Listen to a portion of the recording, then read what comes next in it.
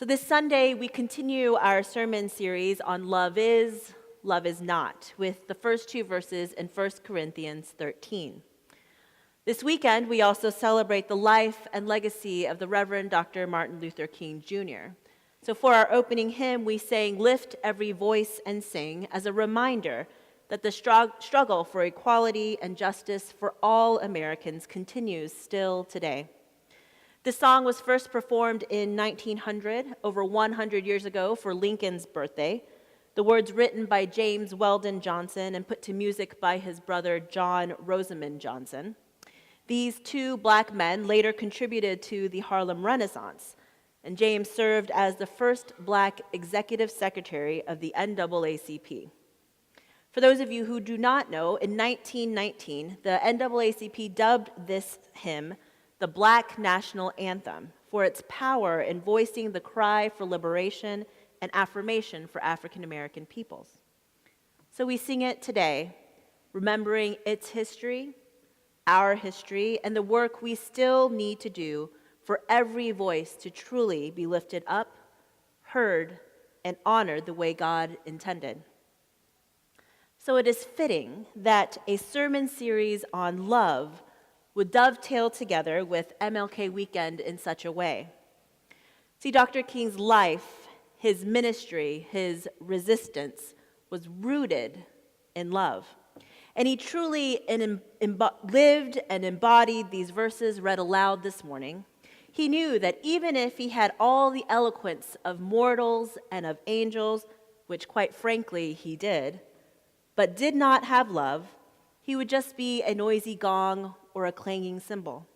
He knew that even if he were the prophet of and for our time, which many would argue he was, but did not have love, it would all be for nothing. Inspired by his Christian roots and by Mahatma Gandhi's life and work, Dr. King chose to protest an unjust system through peaceful, nonviolent action. Now, don't get me wrong, Dr. King understood why people would resort to violence. He understood why those who were oppressed would harbor hate and resentment towards their oppressors. In a 60 Minutes interview from 1966, he said, "A riot is the language of the unheard." He knew intimately the frustration, the pain, and the anger that could lead to violence and to rioting. He met with Malcolm X. He had people on his own council who couldn't march with him because they didn't think they could live up to this ideal of nonviolence that he was preaching and speaking about.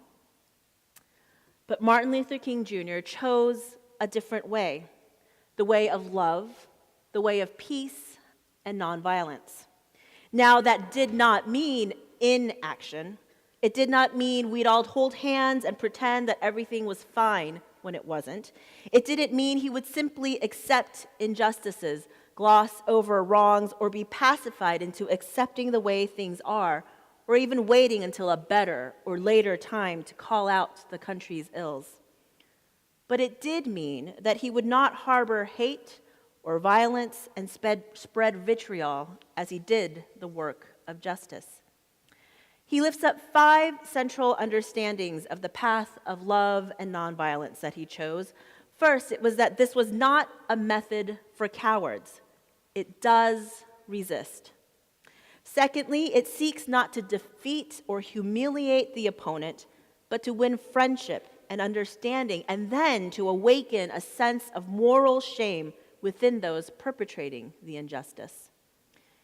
Third, he emphasized that all attacks and acts of resistance are directed against forces of evil rather than against persons who are caught in those forces. You see that distinction?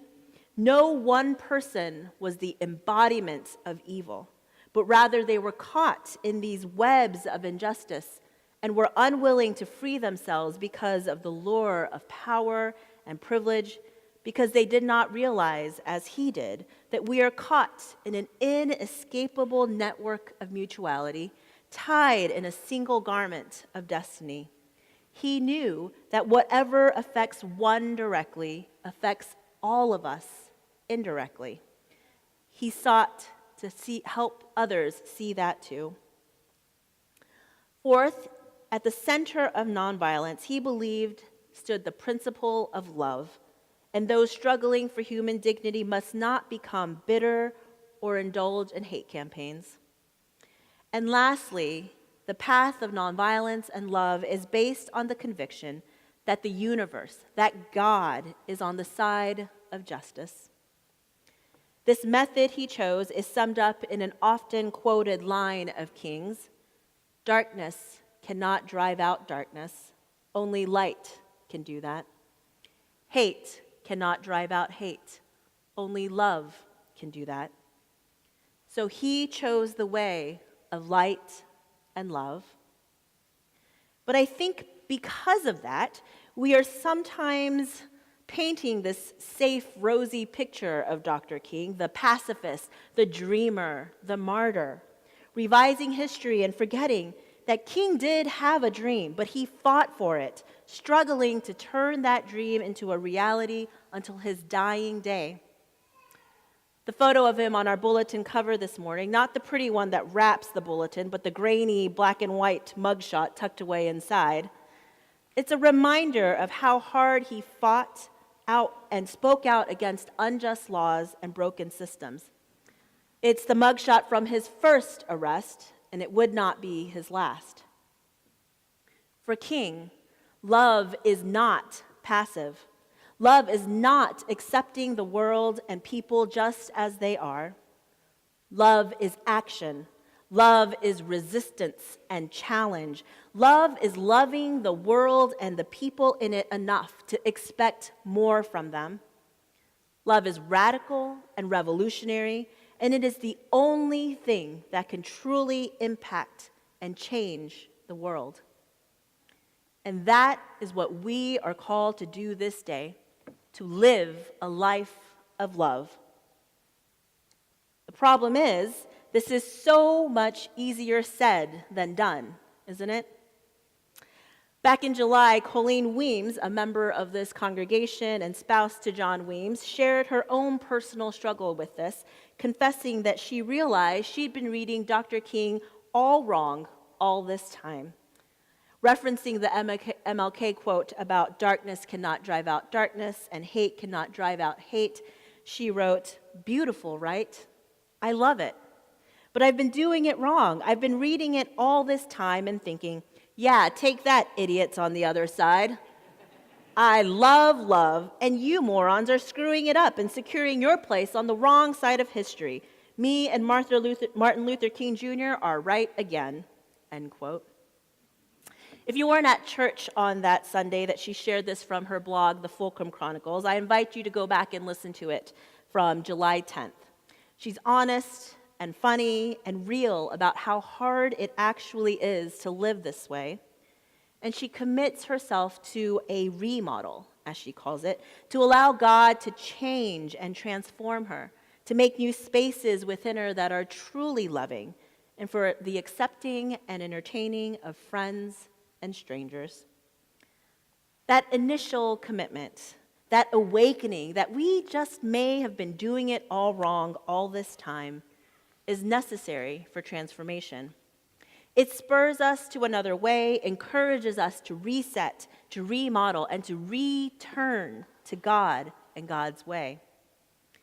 But oftentimes, even after we've woken to this new way of being, things can hold us back, can't they? There never seems to be quite enough time to really make room for love. Or if we find moments here and there, maybe we're just too tired, or in that particular moment, just a little too angry and cynical to make that jump to love. And sometimes, even when all the conditions are right, we're well rested, feeling positive, pumped up from a great Sunday worship, fear can take over.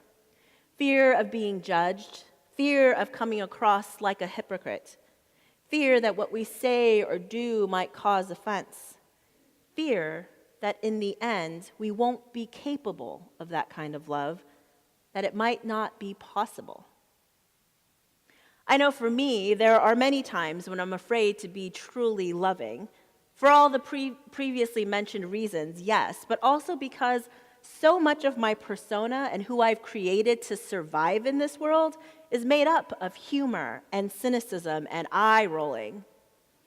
For the hypersensitive like me who have perfectionist and people-pleasing tendencies, that's what keeps me from crying at night, right? It allows me to just roll with it and move on. So don't get me wrong, we all need some humor and cynicism sometimes too. It's survival skills.